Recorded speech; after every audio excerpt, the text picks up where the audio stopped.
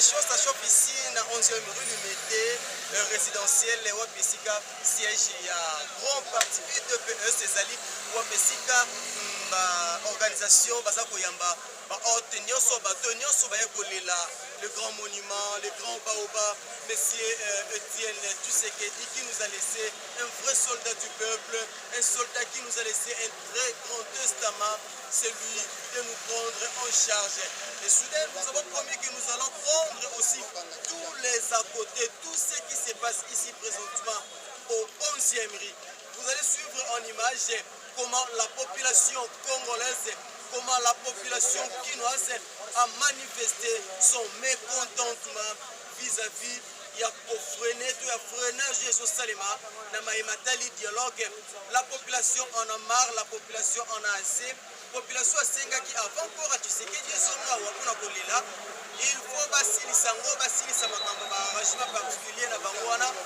Et voilà pourquoi vous allez voir en image comment va combattre Batomboki parce que les prêtres vont jouer une médiation. Nous allons image et nous allons revenir pour d'autres commentaires.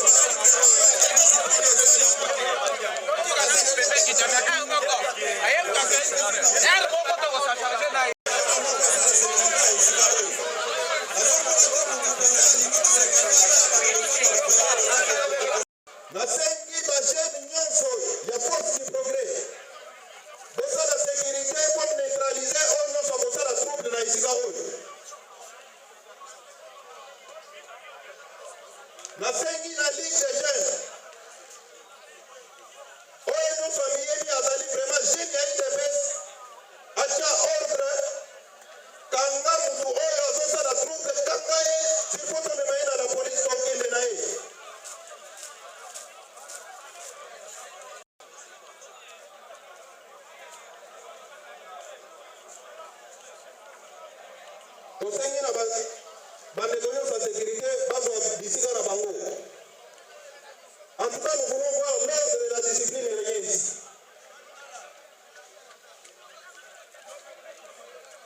Oyo nyonso awuti na ndako na bango aye mpona kopesa babisika oyo sécurité ya IDPS, jeune ya IDPS kanga ye.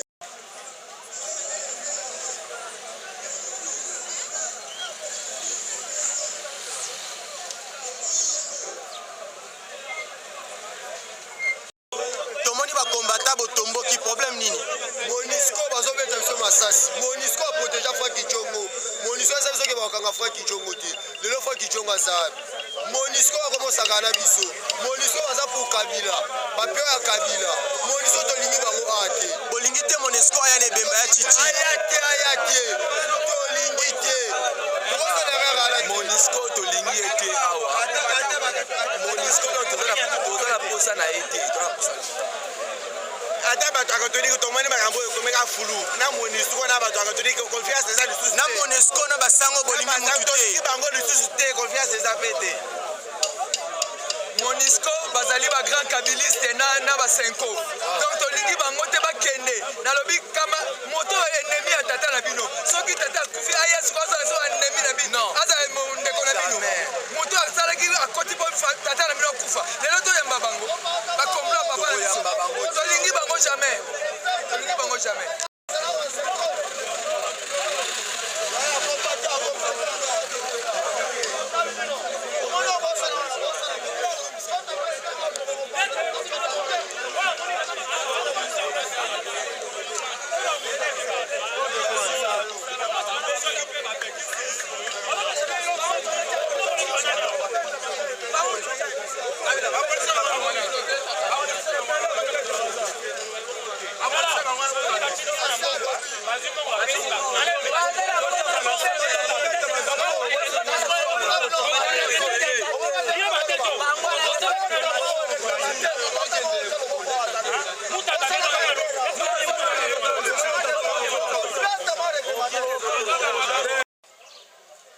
Bocha sécurité na bisika oyo. Pona kombo ya président na biso. Président epai azali akozala na esengo te. Ayokake bana na ye bafundi bazoki babukani bafingani.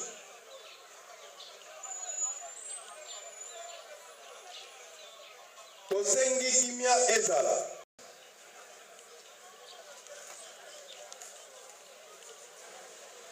Nazali ko signaler entrée ya secrétaire général Jean-Marc Kaboum na kati ya bisika oyo. Nous invitons les officiers de la Monisco de passer devant.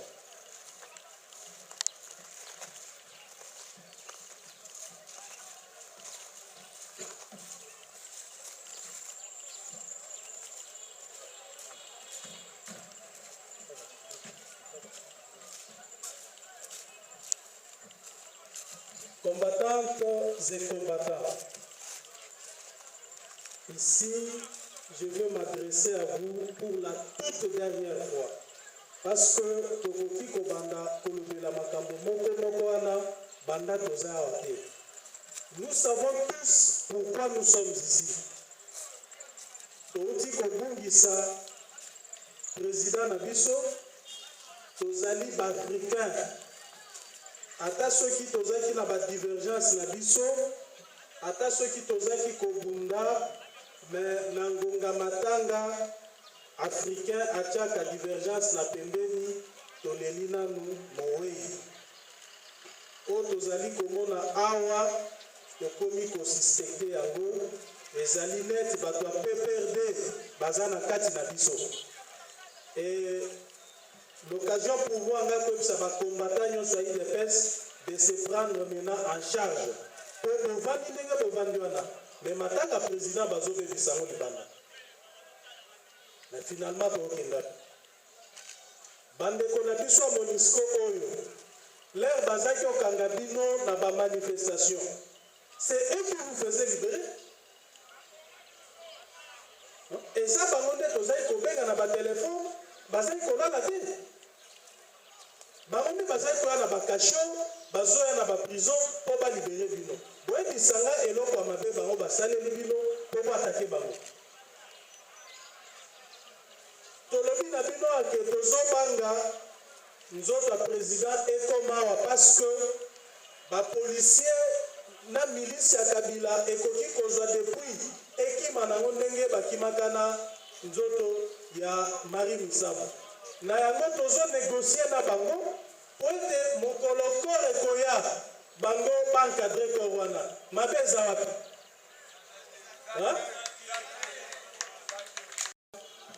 Mwana na elimo santo bongo bandeko botikala na boboto tolingi kotika bino omaboko matata abatela bino na ndenge te makambo manso makosalema awa po ya kokanisa tata wa biso président Etienne Tshisekedi manso maleka na nguya ya Nzambe, manso maleka na mabondeli manzambe, manso maleka malamu pote esika tata wa biso azwa mikuna asepela zambi biso bana baye tolingi kopesa ye lokumu.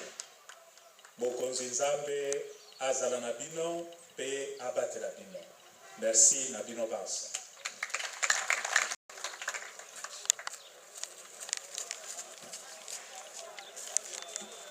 Un bout de papier avec les noms de leur délégation pour que Tokoka na programme bango. C'est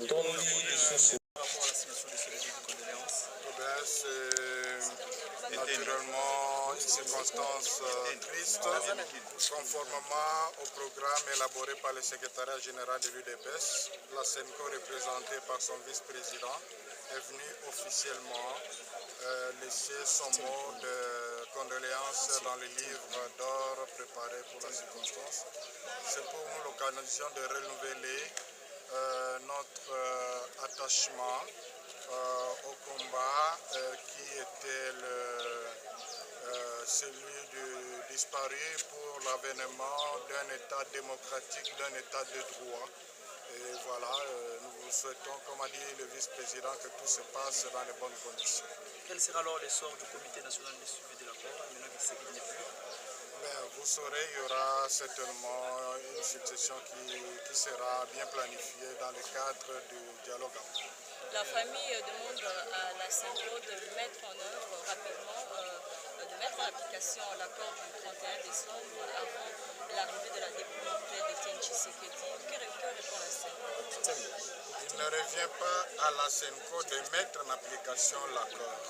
La SENCO, c'est la médiation, la SENCO, c'est la facilitation. Les acteurs principaux de l'accord sont des parties prenantes. La SENCO a le devoir moral de faire tout ce qui est en son pouvoir pour favoriser la mise en œuvre de cet accord, et c'est ce qu'elle est en train de faire. Elle continue, malgré qu'on est en deuil, il n'y a pas de rencontre officielle. La SENCO continue des rencontres avec des parties prenantes pour aller de l'avant. Il y en a qui estiment qu'il faut de nouvelles négociations. C'est-à-dire on est en deuil, il y a l'urgence aussi qui s'impose, il faut la combinaison de ces deux facteurs, et c'est ce qui est en train d'être fait. Et dans le cadre de... Si la SENCO avait le pouvoir d'imposer quelque chose dans le sens du bien pour le peuple congolais, il l'aurait fait. Mais on est dans un contexte où la SENCO n'impose pas, mais la SENCO essaie de toucher la conscience des uns et des autres pour qu'ils prennent leurs responsabilités. Il faudra aussi que même ces militants comprennent qu'il y a des responsables qui ne sont pas la SENCO, du blocage. Merci.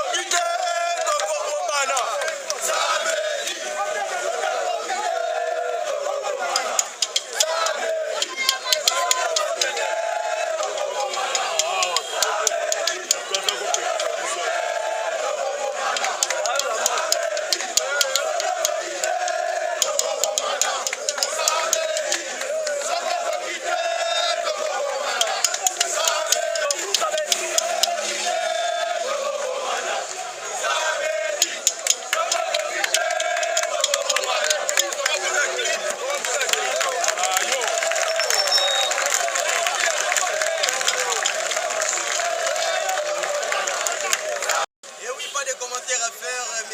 Étienne Tshisekedi Wamulumba, avant sa mort, il nous avait laissé un seul slogan et puis un mot d'ordre.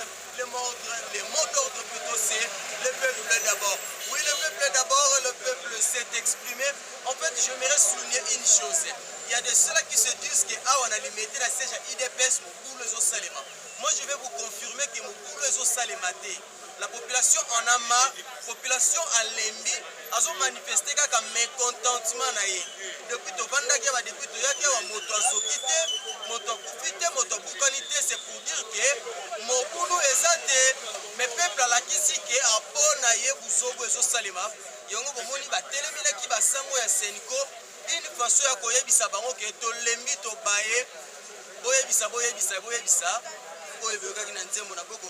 Parce que moi, de toutes les façons, vous avez suivi, sans commentaire, il n'y a pas beaucoup à faire. D'être le bagage bino, coller serré bisona bino, de coller qui s'attelle l'eau mon côté. Tout ce qui se passe, sauf rien. Mais enlevez dans vos têtes que des ordres sont les méfaits à combattants. Les combattants ne font aucun désordre, mais ils ne font que réclamer ce dont ils ont droit. Je vous laisse suivre la continuité de nos éléments sur www.Congo Millennium. Et là, avant de boucler, je vais sans doute présenter mes sincères reconnaissances, oui, à mon conseiller privé. On l'appelle El Kiba, El Pireta, El Magnifique. Non, bravo à toi et puis, bien sûr, Congo Millennium. Continuez à aimer, continuez à nous suivre sur Congo Millennium. Aimez, abonnez-vous à Congo Millennium. Vous ne serez jamais déçus. À l'autre continue.